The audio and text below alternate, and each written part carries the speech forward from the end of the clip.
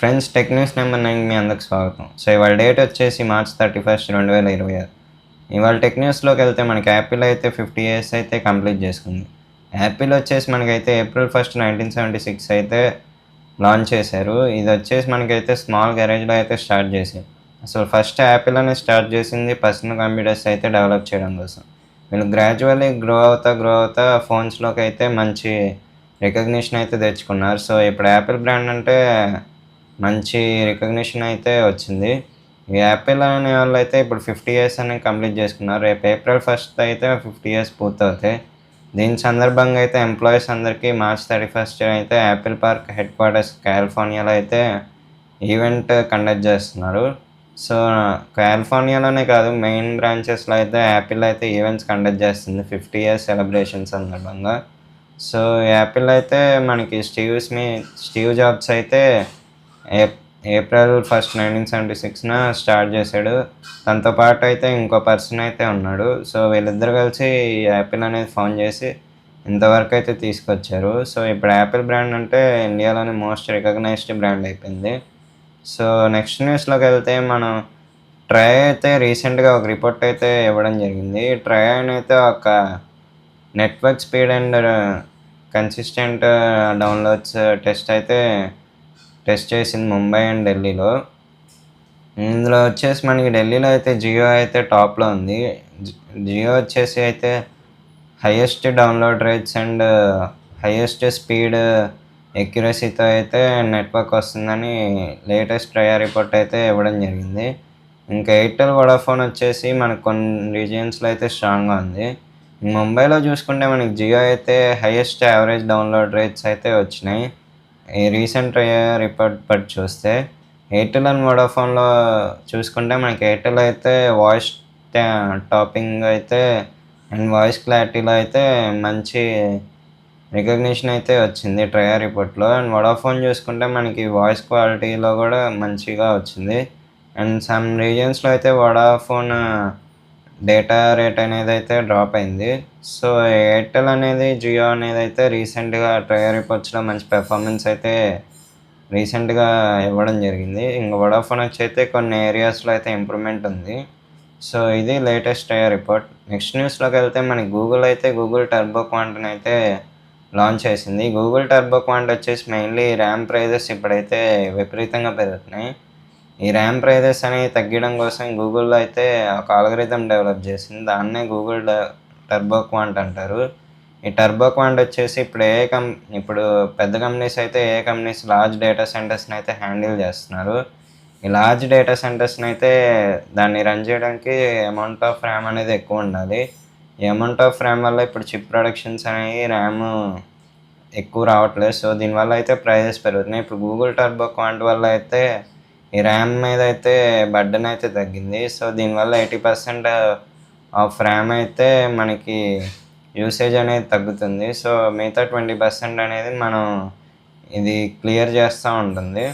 So దీనివల్ల అయితే RAM మీద బర్డెన్ తగ్గుతుంది. అండ్ అమౌంట్ ఆఫ్ యూసేజ్ అనేది కూడా ర్యామ్ మీద తగ్గిస్తుంది. సో దీనివల్ల అయితే ర్యామ్ మీద బర్డెన్ తగ్గి ర్యామ్ ప్రొడక్షన్ అయితే మనకి ఇంక్రీజ్ అవుతుంది. సో ఫోన్ ప్రైజెస్ అనేవి అయితే ఫ్యూచర్లో మనకి డిక్రీజ్ అవ్వచ్చు. ఈ ర్యామ్ ప్రైజెస్కి వస్తే మనకి ఇది చూసుకుంటే మనకి ఇంకా దీనివల్ల అయితే మెయిన్ ప్రైజెస్ అనేవి రీసెంట్గా ఇంక్రీజ్ అవున్నాయి. ఫోన్ ప్రైజెస్ కూడా అబౌవ్ 30,000 రావడం చూస్తున్నాం. సో ఈ గూగుల్ టర్బో క్వాంట్ అనేది మంచిగా సక్సెస్ అయితే మనకి ఫ్యూచర్లో అయితే ఫోన్ ప్రైజెస్ తగ్గొచ్చు.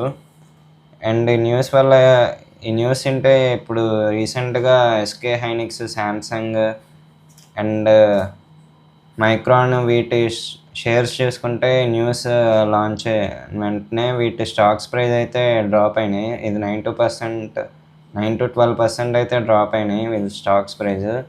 సో ఇది అనేది ఇంకా ఫ్యూచర్లో కరెక్ట్గా చేస్తే ర్యామ్ కాస్టెస్ అనేవి మనకి తగ్గుతాయి.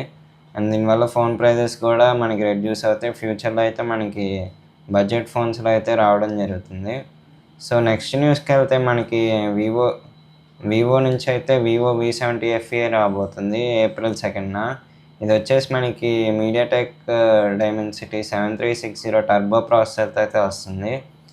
మెయిన్ బ్యాక్ కెమెరా వస్తే మనకి 200 MP OIS రియర్ కెమెరాతో వస్తుంది, ప్లస్ 8 MP అల్ట్రా వైడ్ క్యామ్తో వస్తుంది.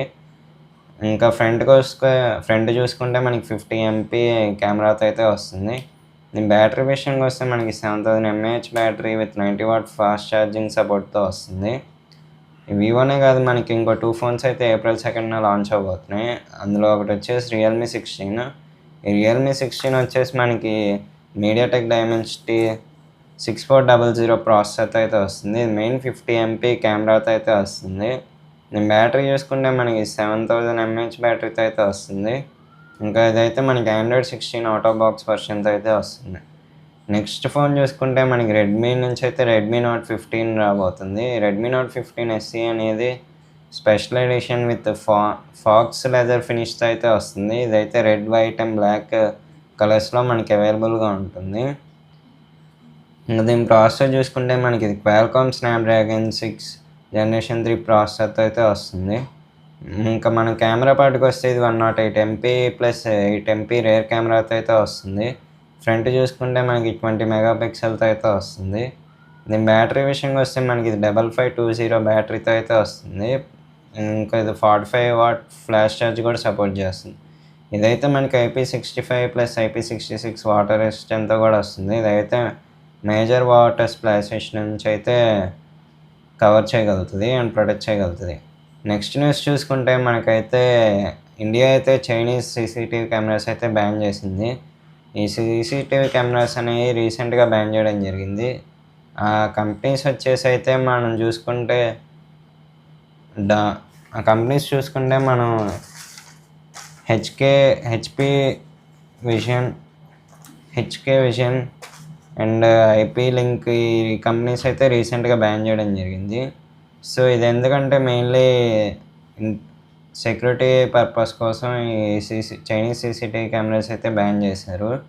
సో నాట్ ఓన్లీ చైనీస్, ఇండియాలో కంపెనీస్ కూడా ఇప్పుడు STQC అండ్ సర్టిఫికేషన్ పొందితేనే వీళ్ళైతే మనకి CCTV కెమెరాస్ అయితే అప్రూవ్ చేస్తారు. STQC వచ్చేసి స్టాండర్డైజ్ క్వాలిటీ అండ్ సర్టిఫికేషన్.